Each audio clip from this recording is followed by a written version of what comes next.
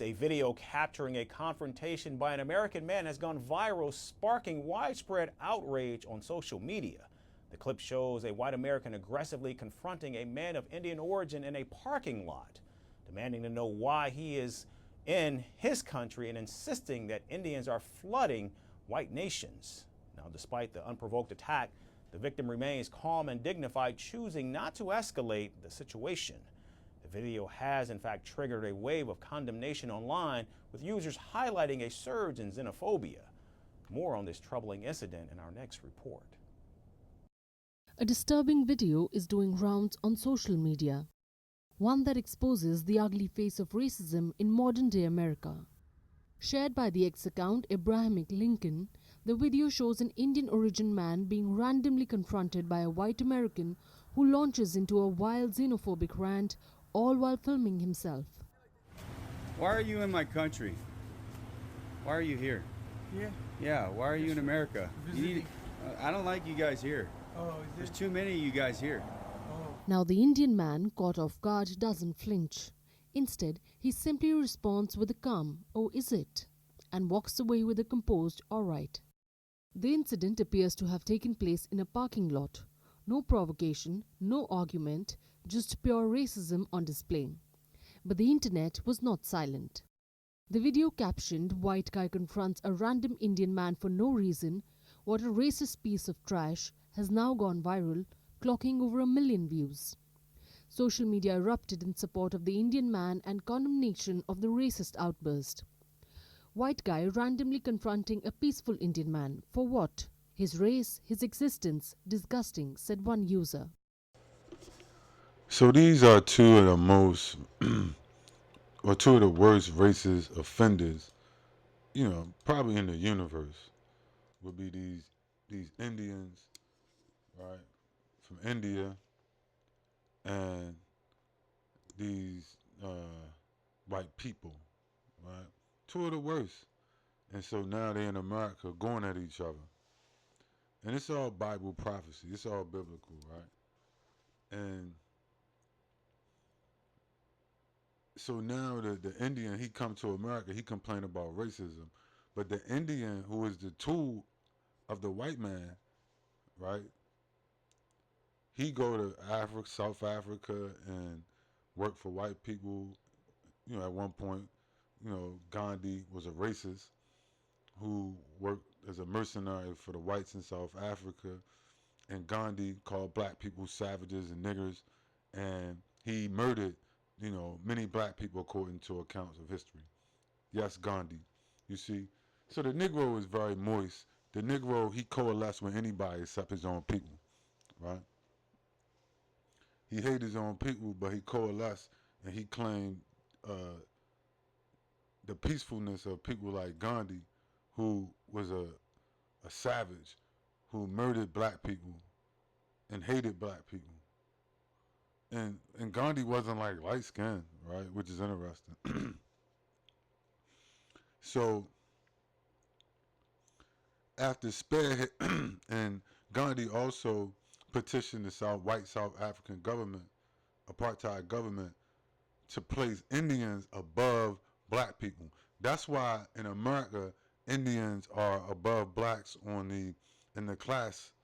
You wonder why they say, oh, they are the model, these Indians, Asians, East Asians, whatever, are the model minorities. They're making more money, they're doing better than black people. If America is racist, why is that possible? Well, it's possible because of the same reason why in South Africa, the white people there contract the Indians as mercenaries to kill black people. And their ancestors are still there today, oppressing black people in South Africa. And if you go to India, India has apartheid against black people, particularly anybody who's considered a descendant of black slaves or blacks in that country. It's horrible. I don't know why any black person would go to India other than just pure unadulterated ignorance. You're just a dumb fuck, right? When these people come up smiling at you and all that kind of shit, it's just to disarm you because they're going to do something fucked up to you later. Doesn't matter whether they from India or Mexico or Dominican Republic or Puerto Rico or, fill in the blanks a lot of times, particularly when they're in America, because they become very Americanized. Not that they don't have like horrible anti-black racism and xenophobia in the countries where they're from, but for some reason when they come to America, it seems like they turn it up a notch. It gets turned up. I guess hanging around all these white people, it gets turned up a notch, and they really like somebody put a battery in their back. So, but with these Indians, it's crazy how like they crying racism now, even though they've historically always been a tool that white people use to oppress other people. I mean, all facts. What Gandhi and what the Indians did in South Africa is documented. And he never repented for what he did. And then what's crazier is Martin Luther King used Gandhi as an example. And I think he even went to India. That's the crazy part about him. Like, Martin Luther King is supposed to be Dr. Martin Luther King. Doctor of what? Bullshit? I hate to disparage him, but, he said some things and did some things I thought were, of merit. But, why would you be big up and shouting out and big up and somebody like Gandhi? And if you didn't know, that's pure ignorance. I don't understand how you got a Nobel Peace Prize and a doctorate, right, from what college, but you couldn't think critically enough to understand who Gandhi was as a person. You didn't study his history. So it's kind of, that says a lot, right, about people like Dr. Martin Luther King.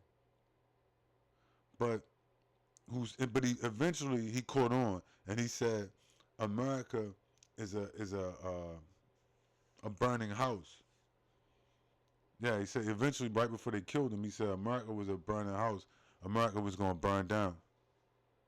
And he's correct, because it's in the Bible. See, Dr. King, I'm gonna tell you when shit get real for Negroes, when they know they're about to die.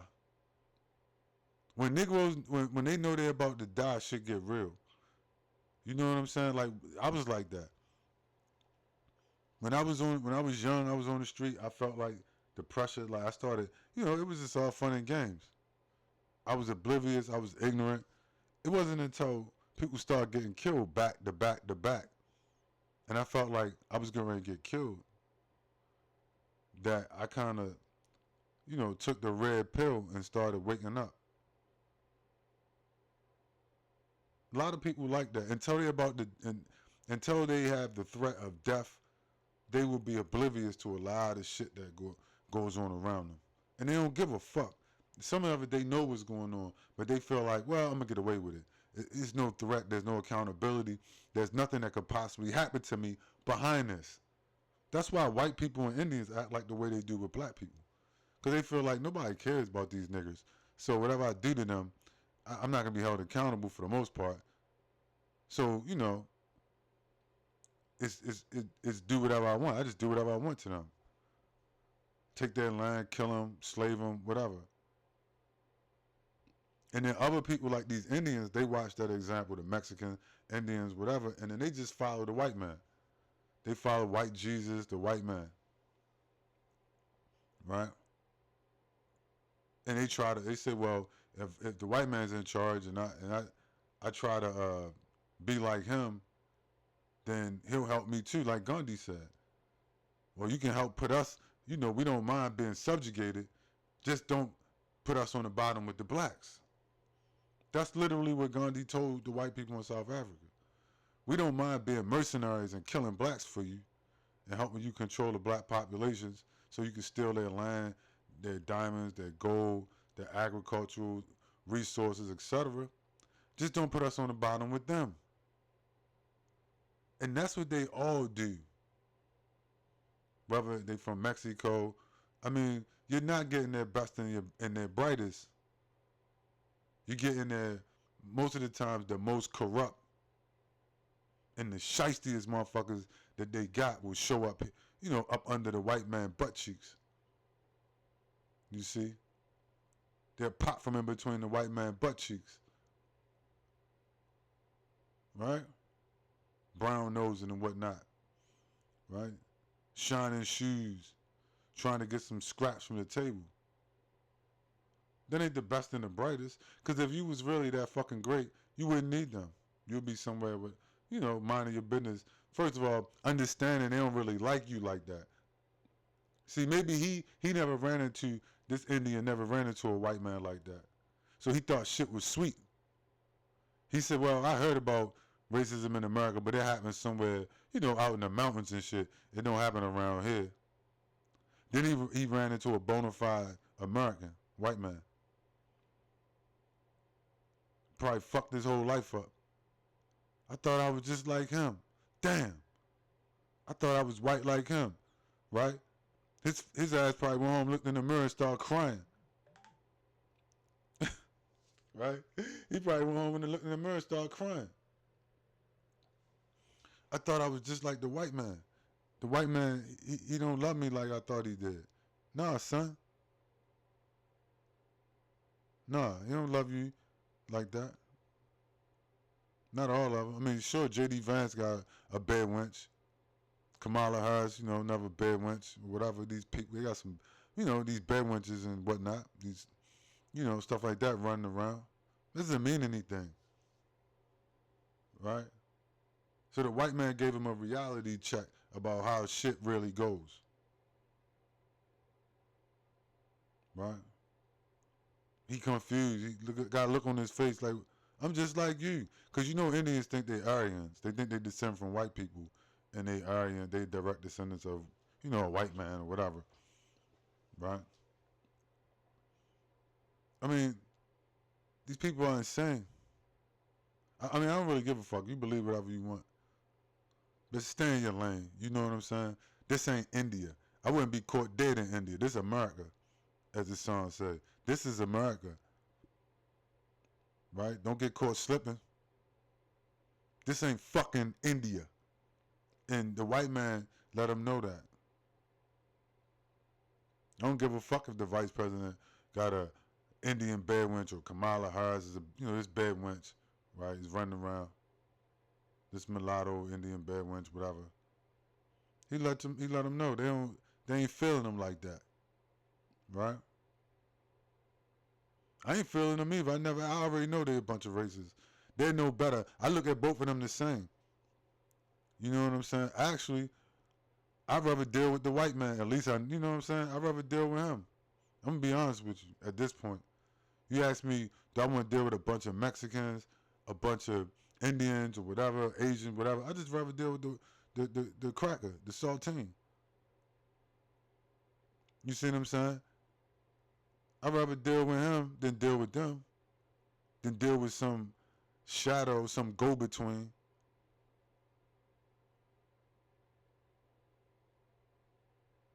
Right? Some middleman. What the fuck you want to deal with them for? Trying to nickel and dime you to death. Might as well go direct to source.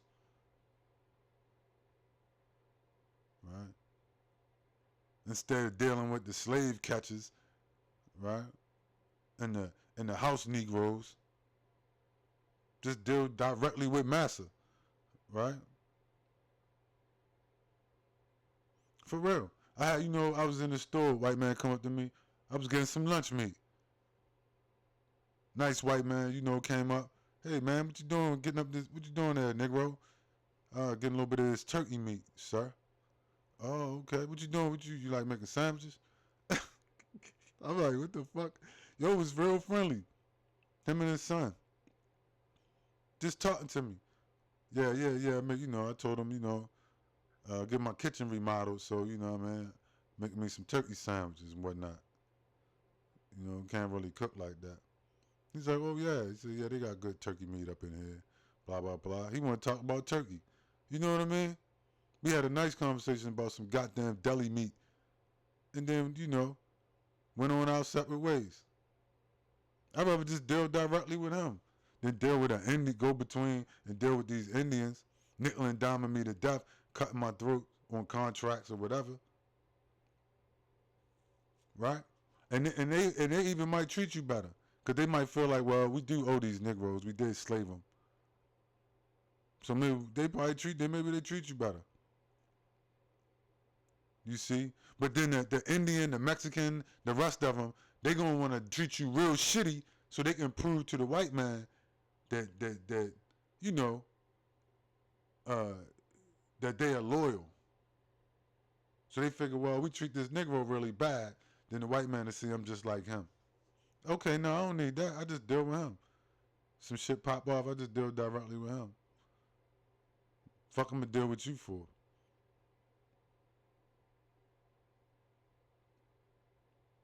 I gotta get a second, you know, tier racism. I might as well go get direct racism from him. Direct white supremacy. Why do I need to get it subcontracted through some Indian or some Mexican or some Asian or whatever, right? Because then the price go up on the racism. I go to him, at least I can get some discount racism. By the time I get to the Indian, he got to get his cut. The Mexican got to get his cut. Now I'm paying double for my racism. You feel me?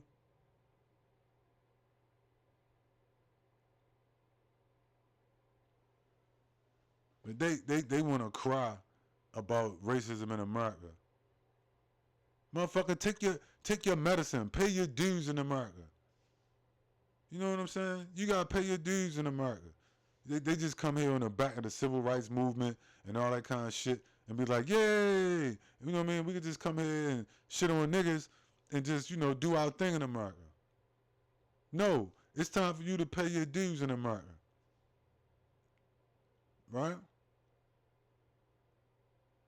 Like, I don't feel sorry for them. Let white people treat them bad. I don't give a goddamn if the white man is racist to them. Good. Spread that shit around. Spread around the pain a little bit. Don't just give me racism. Give it to them. Give it to the Mexican. Send their ass back across the border. Give it to the Indians. Right? In the parking lot. Give it to all of them like they deserve it. They deserve this. The Negro don't understand that. These mofos deserve what they getting. Because they don't fucking like you and they just as bad as he is. You have to let them get treated badly because they gonna treat you bad any motherfucking way. So what is you trying to shield them from, you know, oh, the white man treated you bad? I don't give a fuck. Good. I hope when you got in your car and pulled down the block, some more white people called you names and, you know, told you get the fuck out of our country, Indian. Good. It's called karma. Don't you believe in karma? Aren't you a Hindu or a Buddhist? Don't you believe in karma? Okay, but that's y'all karma for what you done to black people. Don't complain. Don't come on the internet crying and shit. The white man, boo-hoo, he gave me some American racism. Good. You think you can hide forever? You think you can hide forever? People know what you're doing. If I know what you're doing, I ain't the smartest motherfucker in the world. I'm sure other people Negroes starting to figure it out. I would never vote for Kamal. I would never Mondani in New York or Kamal. I would never fucking vote for an Indian, know what I know about Indians. I barely vote for a white man. Definitely ain't voting for no Negro. No sellout Negroes. Fuck them. Definitely ain't vote for no Joe Biden. Jim Crow Joe. A man who eulogized Strom Thurmond at, you know, all these KKK members was his friends. So obviously he was in the KKK. Et cetera, et cetera. Made a lot of disparaging comments about black people. I mean, what the fuck would I vote for him for? Oh, he's a reformed racist. Right, I don't give a shit about that. I don't give two fucks about his reforming. I'm not sure what Negro does. You know what I'm saying? Particularly if you're not going to get shit out of it. At least with Lyndon B. Johnson, who was a racist, he did sign the Civil Rights Act. Okay, maybe I'll vote for him. He was at least he was giving me something. Negroes vote for Joe Biden and got treated like shit and got a bunch of immigrants who was trying to displace them with a bunch of immigrants so he wouldn't have to do shit for them. Negroes are stupid. I'm going to just say it, though. Weak and stupid.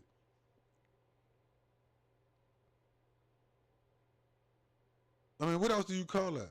You know this motherfucker is trying to displace you with all these groups of people, and he's a racist, but you voted for him because you worried about Donald Trump. Are you really that dumb? I mean, and at that point, if you say, well, Trump's bad, Biden's bad, whatever, okay, just sit your ass home on the couch. Try to figure out some other strategic way to deal with the situation. But you don't go out and give your energy and power to people who trying to fuck you over, like, and that's going to help Indians and Mexicans and all these other people too. At least if you vote for Trump, he kind of don't really like these motherfuckers like this white man on the screen, and he going to give him a hard way to go. Okay, that's some karma. You can revel in that. You can be like, ha, right? The Indian got his wake-up call, at least one or two of them. Ha, some Mexicans got their wake-up call. You're not white. You might be light, bright, and almost white, but you just didn't make it. Mexican man, light-skinned Indian man, Chinese man, whatever, right? You didn't make the cut. You know what I'm saying? At least you can make fun of them. Or whatever. You go vote for a motherfucker and then they just treat you bad, right? You can't even mock them. You get mocked yourself. They just mock you. Like, you dumbass. You voted for me and I was going to fuck you over anyway? You still voted for me? Wow, you're a pure loser. You know what I mean? You're a pure fucking loser. You voted for me anyway? And I wasn't going to do nothing for you? And I don't like, I don't like Negroes anyway? You fell for the okey doke? I mean, what else could I call you? But like a weak weasel and stupid. I mean, what else could I call you? He was like, oh, you being mean. Yup. You're mean. You're being mean. Yeah. I'm a super villain, actually. Mean is the least of it.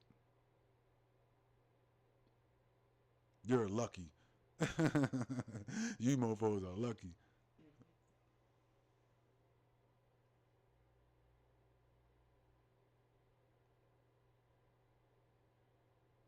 You know? Because a lot of you, I would, right, Homelander comes to mind, right? I'll laser your ass, right? Homelander comes to mind, right? When I think about you. I mean, I don't understand it.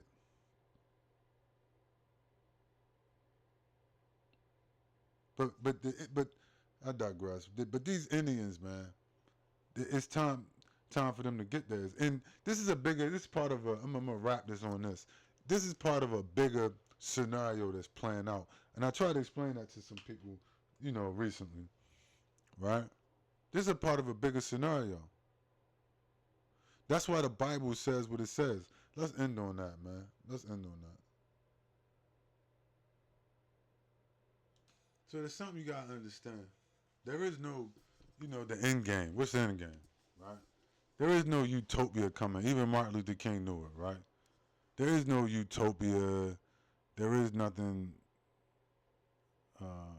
but judgment coming for everybody, right? That's it.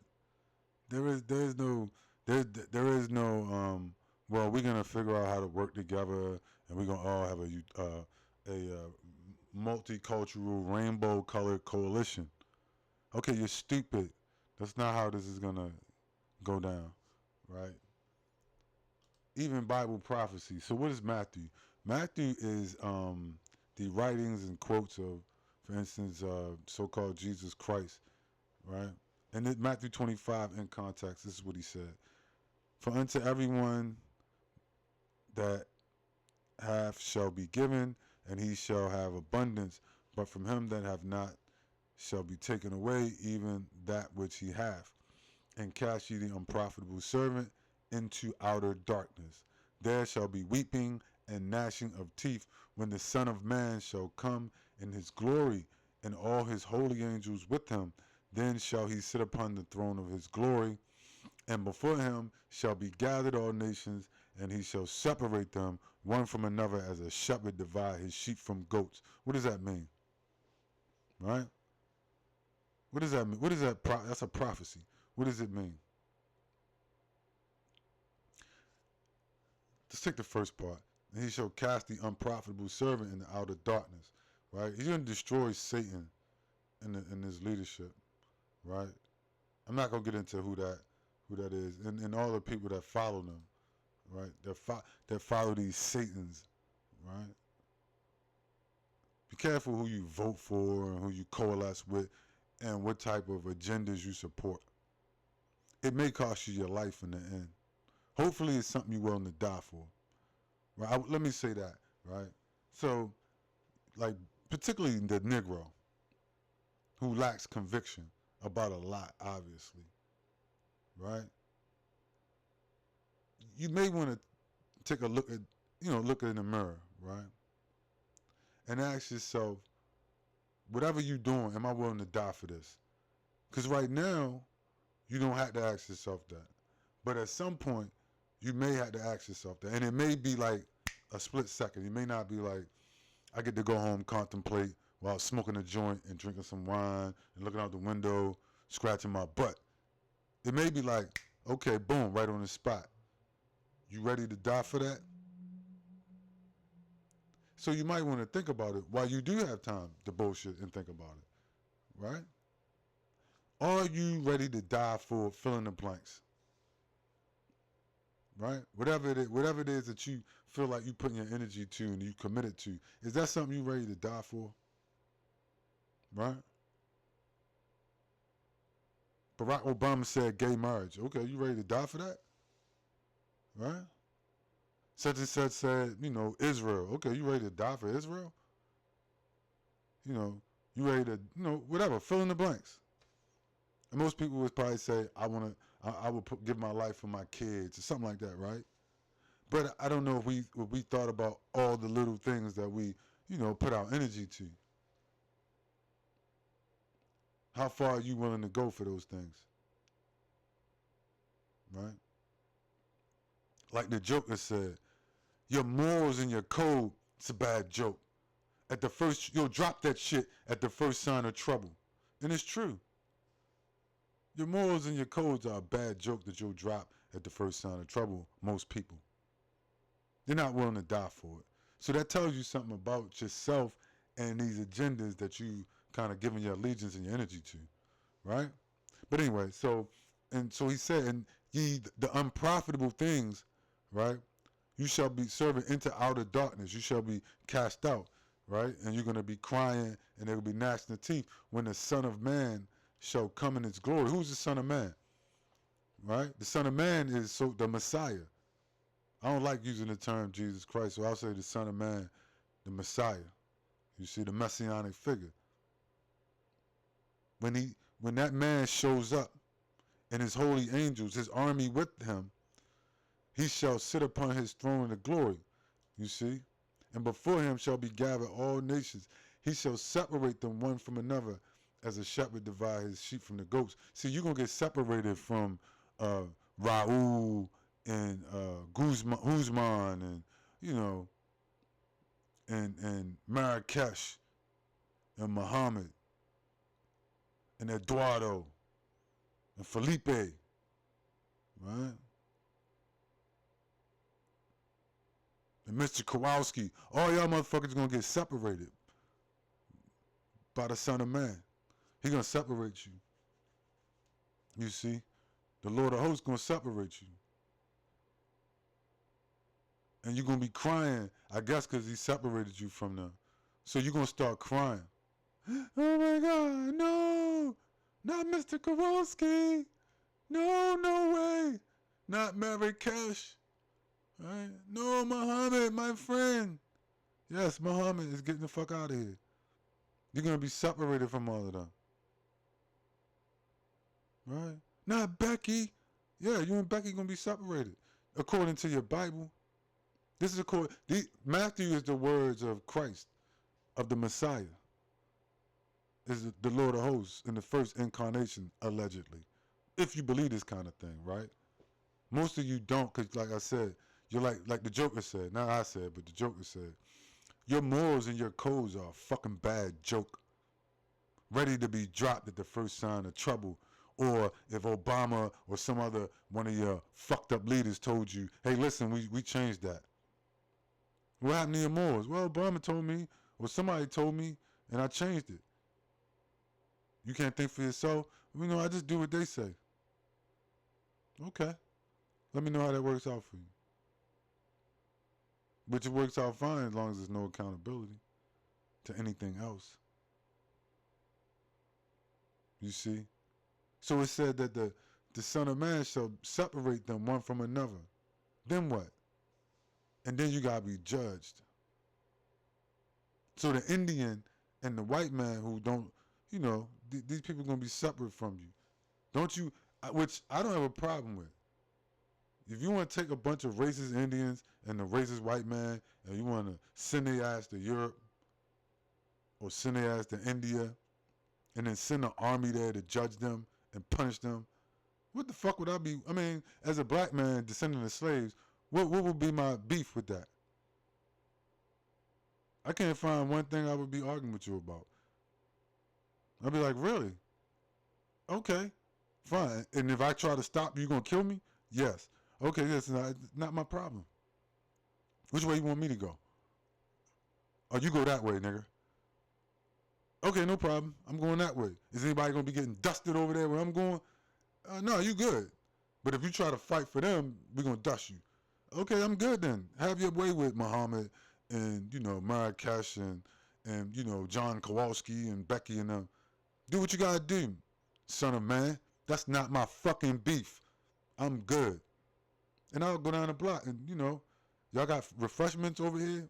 Yeah, we got some refreshments over there. That's okay, I'll go that way then. Thanks. Sorry for your luck. Bye. That would be the end of that. That'd be the end of that. It's real simple. The fuck am I gonna, won't be no weeping, no gnashing of teeth, or nothing for me. It'll be plenty for them. And that's how that would go. You see? Real simple. See, the Bible ain't really no mystery like they try to make you think. That's just to keep you away from understanding the prophecies and the reality of things. So all of these people gonna be separated, which obviously people can't get along. They should be separated. There is no utopia coming. I believe the prophecies in the Bible. I believe Matthew. I'm not an a la carte Christian. Take a little bit of this, maybe some of that. I don't know about that. No, I know about all of it. All you gotta do is just read it to me. I can tell you whether I agree or not. And why. You see, I agree with all of the Bible, particularly the part about separating them one from another as a shepherd divide his sheep from the goats. I'm with that 110%. You see? Because there must be judgment. It's real simple. It's not complicated. You understand? There must be judgment. You see? And so, that's the end game. They're going to be separated and then they're going to get judged. And if you look at what's happening in Yemen, the Yemenis are pivotal in end-time prophecy. A lot of them are going to be taken away to Yemen and to Eritrea and to Ethiopia to serve out some of their parts of their judgment. But they're going to be put into slavery under these groups called the Sabaeans, which is these ancient people, which is, the ancient ancestors of, the modern, or should I say the modern Yemenis, southern Yemenis, the Eritreans, and the Ethiopians. So, when you see these beefs or whatever, these conflicts, like the white man running up on him, it just makes me understand the context of Matthew 25. That these people, it's obvious that you gotta be separated. You cannot legislate away certain things, right? You can't pass legislation so that Mexicans and Indians and white people and Asians come to America and not racist against black people. That's not how it ends. You can't pass legislation to fix that. They have to be judged by the Son of Man to fix it.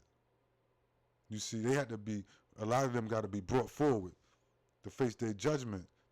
The ancestors of Gandhi had to be brought forward for what they did to black people and help them put them in slavery. The Arab has to be brought forward out of Gaza and different places, right? And Saudi Arabia. The Arabian has to be brought forward and judged, brought to his land and judged, and face the armies of the Son of Man. There's no other way to balance the scales. You can't balance the scales of what happened to black people in the world and in America with reparations and with legislation. It's just not going to work. As you can see, I mean, they've been trying it. I'm just saying, if I'm wrong, prove me wrong. We've been trying it for, 100 years? Hasn't worked. It's probably getting worse. So the race wars are coming. You see? Your so-called Christ is a race warrior. Jesus Christ is I'm going to end on that. Right? Jesus Christ is a race warrior. He's a separatist, according to Matthew.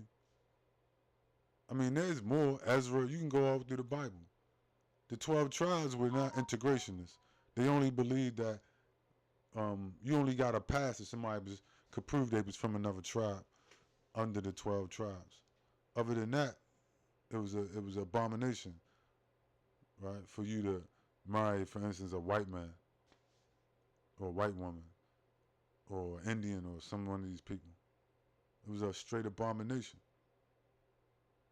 One of these fucking heathens to bring them into your camp, into your community. And in the end, you're gonna pay for it anyway. If this prophecy of Matthew is true, and mind you, that same prophecy is in the book of Joel. It's in the book of Ezra, right? It's the same prophecy. It repeats itself. So you say, oh, wait a minute. You're taking it out of context. Well, they just said that right there. Nope, it's all throughout the Bible. Be ye separate, blah, blah, blah. I could go on. I'm not. You know what I mean? And when you see that white man go at that Indian, you can tell that Matthew 25 is a real prophecy. When you see the way that Indians treat black people everywhere on this planet, you know that Matthew 25 is a real prophecy. What else would it be? A coincidence? You see? When you see that legislation can't fix none of this, everything that they're doing, for instance, you see them kill hundreds of thousands, these racist, white, fake, Jewish Nazis kill 200,000 or so Arabs in front of everybody, and nobody blinks an eye. And it's nothing but racism behind it. And theft. You think you're going, and they get the ICC, the UN, nobody can stop them, the Arab League. And it's nothing but a bunch of racists. It's the most powerful thing on the planet. And you think you're going to legislate that away? That's what you think? Even though you see that's not possible. You can refine it, but you can't legislate it away. And then when it comes up, hundreds of thousands of people start dying. In the worst way. Right? Uncontrollable. You got these uncontrollable white fake Jews out of Europe going to Arabia and start slaughtering them Arabs by the hundreds of thousands and taking their gas and oil. But you waiting for the legislation to fix it. It hasn't fixed it since they was slaughtering black people by the hundreds of thousands. Now they even helping them slaughter each other, because the Negro and is so backwards. They don't even know what to do with themselves in Africa.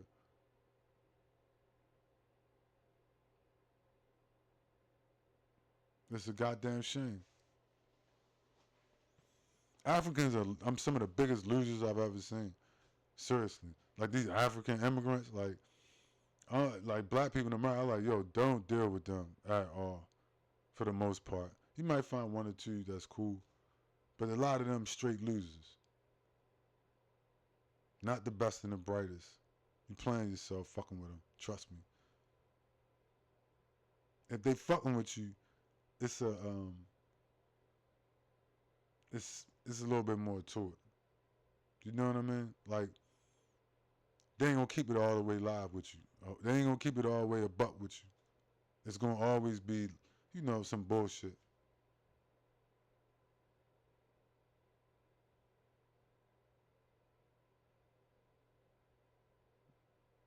And like I said, you can't legislate this shit away, man. So what's gotta happen is the Son of Man gotta come. And when he do, he gonna come, he gonna put foot to ass. And that's the only way to get it right. That's why I said Exodus 15, the Lord is a man of war. The Lord is his name. The Lord of hosts is his name. He is going to put foot to ass. He's going to separate you from the people that have oppressed you, from the Indian and that Chinaman and every goddamn body else. And then he's going to look at the situation and judge it. And a lot of them going into slavery or a lake of fire. It's going to be a horrible judgment for these people. Horrible. I'm talking, it's going to be worse than chattel slavery.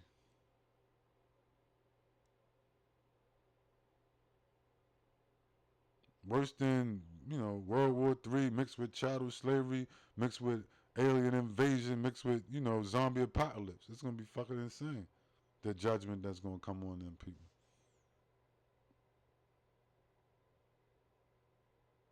But it has to happen because you can't legislate what has happened. It's too late for that. Right? We've already tried that. Even Martin Luther King knew it. He said, I fear that I have integrated my people into a burning house. So he even knew that it was a total fucking failure from the beginning. But he was just trying to do something like throwing spaghetti at the wall, seeing what stick. He was just trying something, hoping that, he could catch a break for his people. And that's all it was a break. A little break. You see? So we got hope, pray for judgment. You know what I mean? You can't pray for a black president.